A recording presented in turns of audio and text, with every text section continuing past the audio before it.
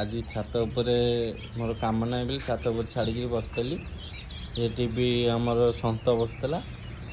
ମୁଁ ଗୋଟାଏ କଲ୍ ଆଇଲା, କଥା ହଉ ହଉ 1 ମିନିଟ୍ରେ 3ଟା ବିଲେଇ ଆସିକିରି ବତକ ଗୋଟେ କୁକୁଡ଼ା 2ଟାକୁ ଝାମ୍ପି ଦେଇଥାନ୍ତେ। ଏନାରେ ଗୋଟାଏ କଲ୍ ଆସୁ 1 ସେକେଣ୍ଡ କଥା ହେଲା ଭିତରେ, ମାନେ ନ ଅନେଇଲେ ଏସବୁ ଖତମ କରିଦେବେ।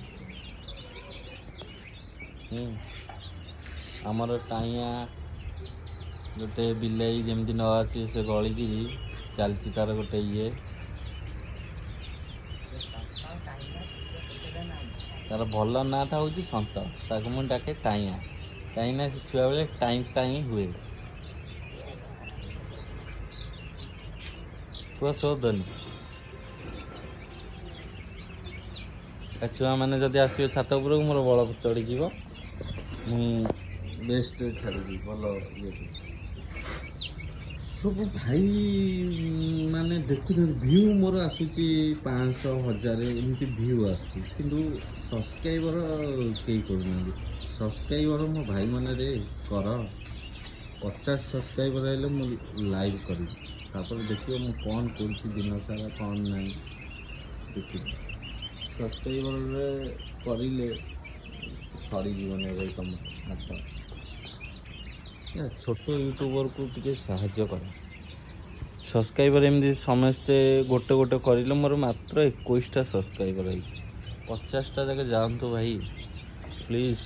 ମୋ ଭାଇମାନେ ସମସ୍ତଙ୍କୁ ଅନୁରୋଧ, ଦେଖ ଆଜି ମୁଁ ଯାଉଛି ଗୋଟେ ନୂଆ ଜିନିଷ ଆଣିବି, ଆଇଲେ ମୁଁ ଦେଖେଇବି ସେ ଜିନିଷଟା କ'ଣ ମୁଁ ଦେଖେଇବି।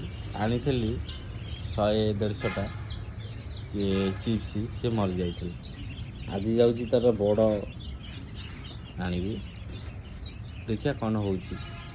ଯିବି ଆମର ଏଇ ନରାଜ ପାଖେ, ନରାଜଟି ଅଛି ଆମ ଗଭର୍ଣ୍ଣମେଣ୍ଟର, ସେଠି ଆଣିବା, ଦେଖିବା କେତେ ନେଉଛି କ'ଣ କରୁଛି, ସେଇଟା ବି ମୁଁ ଦେଖେଇବି ଆଜି ଭିଡ଼ିଓରେ।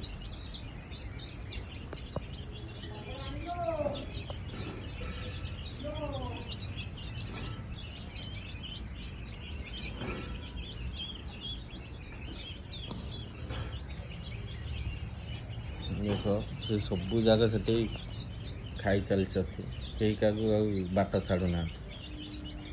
ମୋର ତ ତିଆରି ହେଇଛି ବାରିପାଟେ, ଦେଖେଇ ଦେଉଛି, ବାଇରେ ରଖିବି।